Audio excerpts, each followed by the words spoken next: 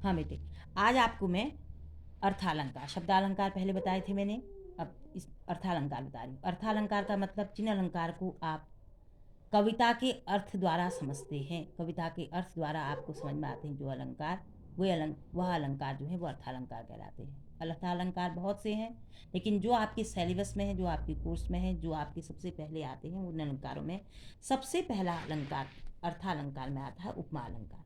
उपमा अलंकार में वह अलंकार होता है जिसमें किसी व्यक्ति या वस्तु की विशेषता को दिखाने के लिए उसी के समान गुण वाली दूसरी वस्तु के समान उससे तुलना कर दी जाती है, यानी कि उस व्यक्ति की समानता उससे कर दी जाती है, वहां पर उपमा अलंकार होता है। कोई भी व्यक्ति या कोई भी वस्तु की उपमा उसी के समान, उससे बड़ी हुई वस्तु से कर देना, वहां पर उपमा अलंकार है।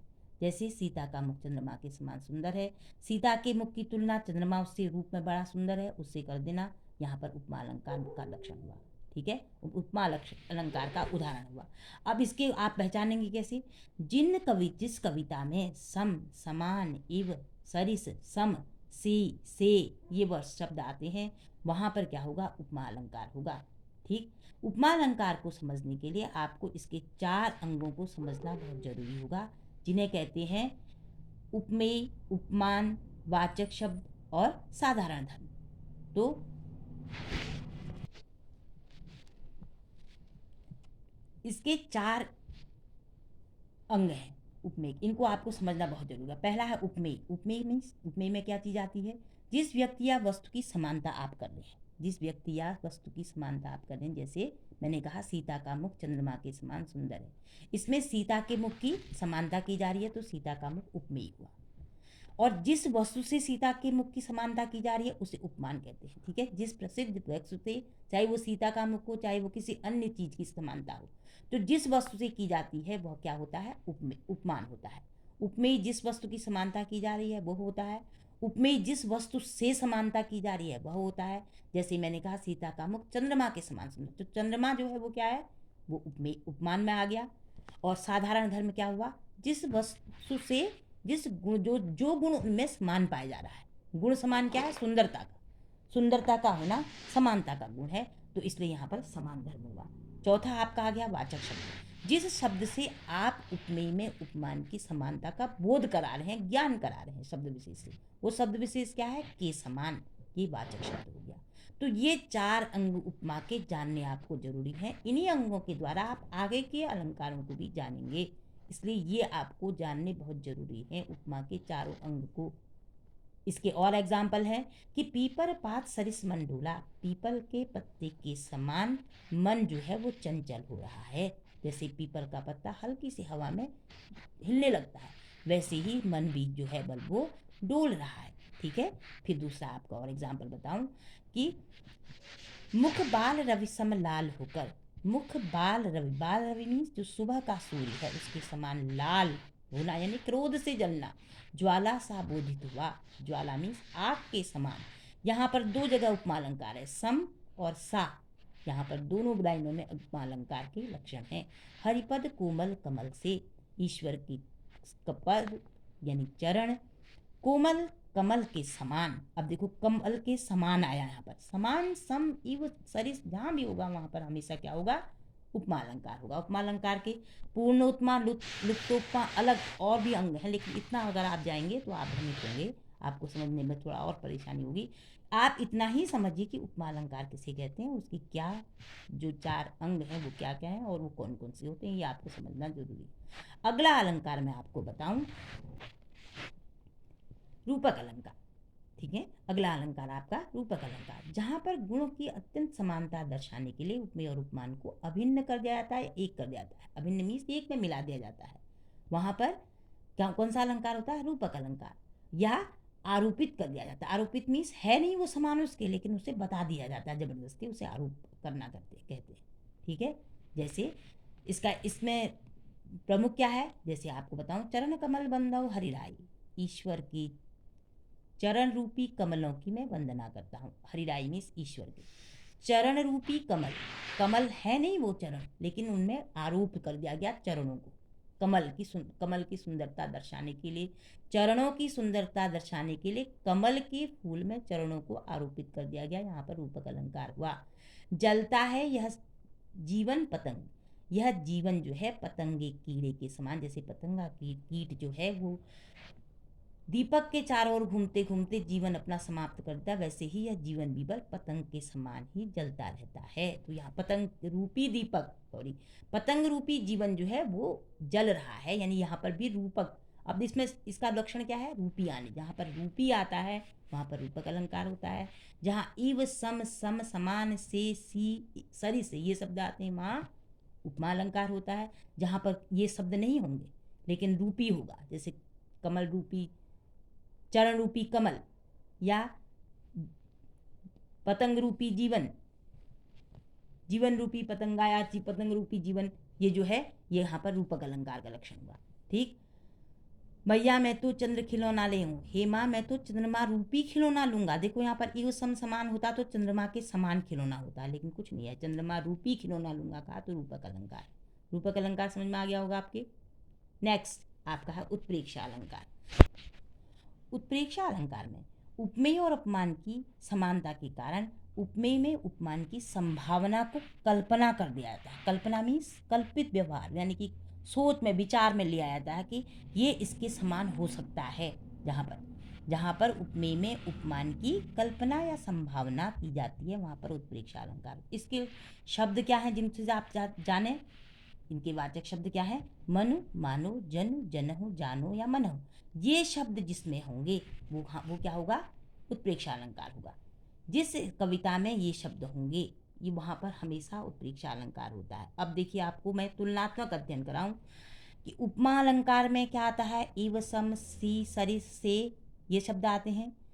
रूपक अलंकार में ये शब्द नहीं होते हैं, इसमें उसे आरोप कर दिया जाता है। लेकिन उत्प्रेक्षा अलंकार में मनु, मानु, जनहु, जानो होते शब्द होते हैं और वहाँ पर इसमें संभावना को कल्पित मान लिया जाता है, यानी कल्पना की जाती है, ये होता नहीं है उसके समान सुंदर।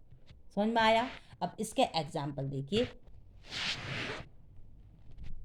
उस काल मानो क्रोध के तन कांपने उनका लगा, मानो हवा के जोर से सोता हुआ सागर जरा। ये किसी के क्रोध का वर्णन है कि उस समय क्रोध के मारे उनका शरीर कांपने लगा, तन में शरीर, मानो हवा के जोर से, जैसे कि मानो हवा के जोर से सोता हुआ सागर जगा, शांत सागर में हिलोरें आ गई। सोता हुआ सागर जगा मीन्स शांत सागर में हिलोरें उठने लगी।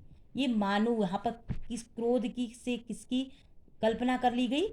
सागर से, सागर के गुस्से के सागर के उफान से क्रोध की कल्पना कर ली गई। ठीक है, तो इसलिए यहाँ पर मानव शब्द भी है, यहाँ पर उत्प्रेक्षा अलंकार हुआ।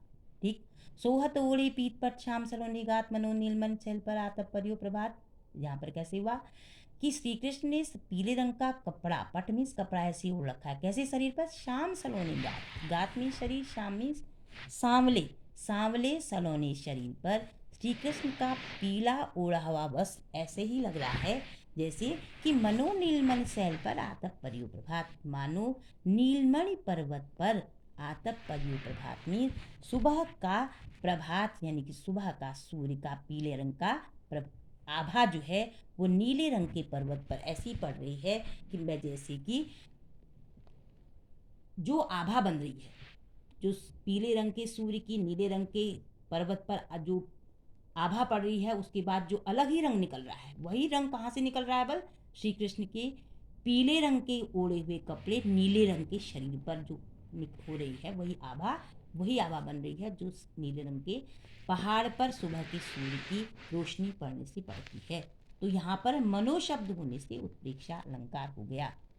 ठीक है, समझ में आ गया बेटे? ये वाला अलंकार भी समझ में आ गया होगा आपको। हाँ, नेक्स्ट अलंकार आपका मानवीकरण अलंकार। सबसे सरल अलंकार, जहाँ पर मानवीय प्राणियों का जड़ पदार्थों पर मानवीय भावनाओं का आरोप है। जड़ पदार्थ मीन्स जो प्राकृतिक वस्तुएं होती हैं। प्राकृतिक वस्तुएं पेड़ है, पहाड़ है, बादल है, आसमान है, तारे है, चंद्रमा है, सूर्य है, ये प्राकृतिक वस्तुएं हैं। इनको जब मानव के रूप में चित्रित कर दिया जाता है, जो मानव क्रियाकलाप करता है उनके रूप में अगर उनको चित्रित कर दिया जाता है तो वहाँ पर हमेशा मानवीकरण अलंकार होता है। जैसे उषा सुंदरे तिल बरसाती जय लक्ष्मी सी उदित हुई। उषा जो मीन्स सुबह, सुनहरे तीर बरसाती हुई, जय लक्ष्मी के समान उदित हुई। यहाँ पर सी आने से उपमा अलंकार भी है लेकिन मानवीकरण अलंकार भी है। जय लक्ष्मी सी उदित हुई, लक्ष्मी को हम एक मानव रूप मानते हैं, तो मानव के समान उदय होना, यानी यहाँ पर सुबह सूर्य का उदित होना या सुबह का होना, उसे जय लक्ष्मी के समान उदय होना, प्रकट होना दिखाया दिया। मानव के रूप में चित्रित करने के कारण सुबह को यहाँ पर मानवीकरण अलंकार हुआ। ठीक। दिवसावसान का समय, मेघमय आसमान से उतर रही संध्या सुंदरी परी सी धीरे धीरे। दिवसावसान में शाम का समय है, बादलों से भरे हुए आसमान से संध्या रूपी सुंदर परी के समान धीरे धीरे उतर रही है। शाम को, जो शाम प्राकृतिक रूप से हो रही है, उसे संध्या सुंदर परी के समान दर्शाने के कारण मानवीकरण अलंकार हुआ। परी सी होने के कारण यहाँ पर उपमा अलंकार भी हुआ। धीरे धीरे होने के कारण पुनरुक्ति प्रकाश अलंकार भी हुआ। मैं आगे आपको पुनरुक्ति प्रकाश अलंकार बताऊंगी। यहाँ पर आप इतना ही समझ लें कि यहाँ पर प्राकृतिक दृश्यों को मानव के रूप में चित्रित करने के कारण यहाँ पर मानवीकरण अलंकार हुआ। मेघ आए बड़े बंठन के संवर के, 9th में पढ़ा, आपने पढ़ रहे हो, अभी पढ़ा होगा कि मेघ आए बड़े बंठन के संवर के। बादल जो है आसमान में, बंठन के संवर के कौन आता है? आदमी आता है बंठन के संवर, दूल्हा आता है। वैसे ही मेहमान जो है बंठन के संवर के आसमान में, मेघ आए मतलब आसमान में आ गए हैं, तो इसे मानव के रूप में बादलों को चित्रित करने के कारण मानवीकरण अलंकार हुआ। समझ में आ गया होगा मानवीकरण अलंकार भी। अब आपका अगला है अतिशयोक्ति अलंकार। अतिशयोक्ति मीन्स जैसा उसके नाम से स्पष्ट है, अत्यधिक बढ़ा चढ़ाकर वर्णन करना। अतिशयोक्ति, अति करना किसी भी चीज की। जहाँ किसी गुण या स्थिति का बढ़ा चढ़ाकर वर्णन होता है, वहाँ अतिशयोक्ति अलंकार होता है। किसी भी चीज का ऐसा वर्णन करना जो संभव सा ही न लगे, जो संभव हो ही नहीं, वो अतिशयोक्ति अलंकार होता है। जैसे देख लो साकेत नगरी है यही, स्वर्ग से मिलने गगन में जा रही।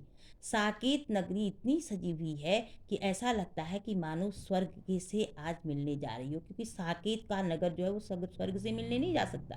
तो इसे अत्यधिक सुंदरता का वर्णन इतना अधिक करना जितना कि संभव ही न हो। स्वर्ग से मिलने थोड़ी जा सकता है, कोई नगर जा सकता है स्वर्ग से मिलने? या अति ज़्यादा बड़ा चढ़ा का वर्णन हो गया, अतिशयोक्ति अलंकार का उदाहरण हो गया। ठीक। फिर उसके बाद है हनुमान की पूंछ में लगत न पाई आग, लंका सगरी जल गई गए निशाचर भाग। हनुमान की पूंछ में आग भी नहीं लग पाई कि सारी लंका पहले ही जल गई।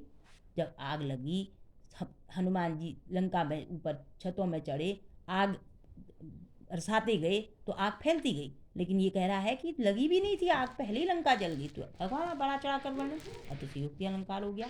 वैसे ही और भी अन्य उदाहरण हैं।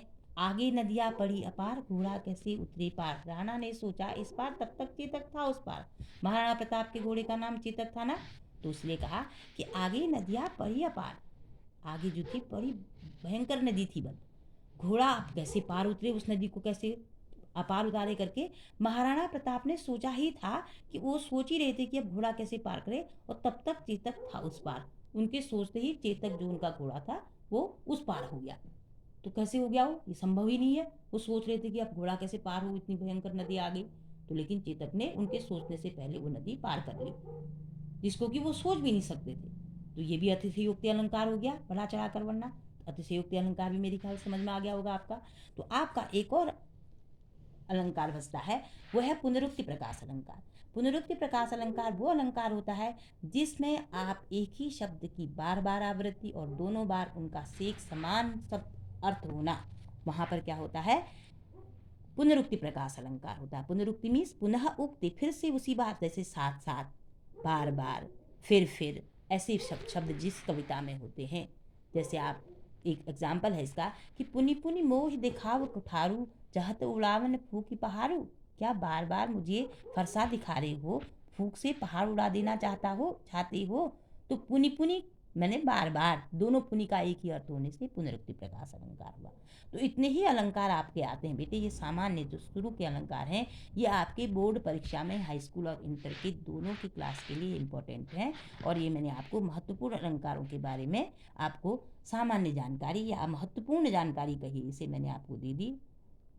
आशा है आपको ये वीडियो मेरा पसंद आया होगा, आपको अलंकार भी समझ में आ गए होंगे। और अगर आपको समझ में आ गए हों, आपको वीडियो सही ठीक लगा हो, तो आप इसे लाइक करें, सब्सक्राइब करें, शेयर करें। धन्यवाद।